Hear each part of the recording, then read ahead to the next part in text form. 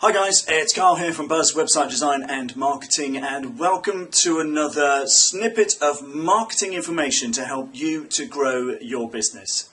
And today's topic is based on a question that we get asked quite a lot. You see, we encourage all of our clients to write regular blog posts, and most of them ask at some point, how long is a blog post supposed to be?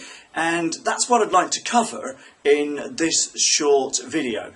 You see, when somebody asks us this question, how long is a blog post supposed to be, my answer is almost typical, really. It depends. And it depends on a number of factors, such as what it is you're writing, the depth in which you're writing it, your intended target audience as well, and a variety of other factors. And I want to just tick a few of those things off, so you'll know that when you come to write your blog posts, they'll be the right length for your website and for your target audience. So okay, first things first.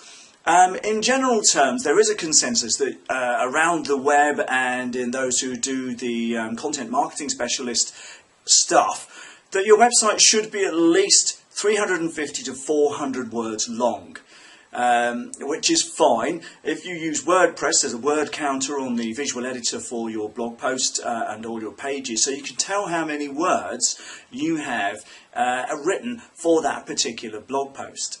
Now, when we write blog posts for our business, we typically aim at somewhere between 700 and 1,000 words. And we feel that that's a good number to get across the point that we want to make, with supporting information and any other stuff that needs to go in there to help the blog post make its point.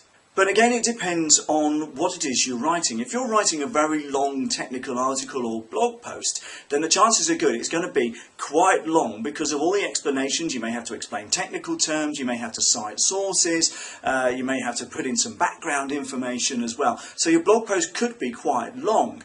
And I would say if it gets above, say, 1,300, 1,400 words, you might want to consider breaking it down into two parts, simply because that kind of information is an awful lot to digest unless your audience is really, really engaged. On the other hand, there are some sources and some experts who say that, well, to be honest, blog posts of 1,000+ words actually do really, really well, and you should aim at that. But again, like I said, it really depends on your target market.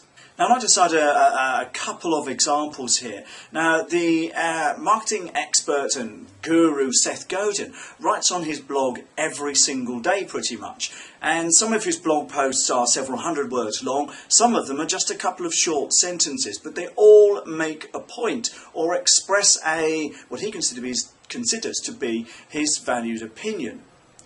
Now, if you contrast that with a guy called Muir, who writes a blog called Leaving Work Behind, he writes blog posts that are anywhere up to 1,500, sometimes 2,000 words long, and many of his guest authors do the same. And it's all about making that point, getting the information across in the right way with the right supporting information and explained well enough so that almost anyone who reads it could possibly understand it. So, when I'm asked the question, how long should a blog post be, or how much am I supposed to write on your blog post, it all really depends on what you're trying to get across. If you write daily, then of course writing 1,000 words a day is going to be a challenge because we're all busy, we're all trying to run our businesses. If you write, say, weekly, then perhaps spending a couple of hours on it and perhaps writing anywhere up to 1,000 words would probably be a good idea, but it just depends on the engagement that you've got with your audience. If you're, like I said, if you're making a detailed explanation of something, you may have to go to some words. If you're just making a short, simple point based on something you know and that you want to share, then your blog post could be a heck of a lot shorter.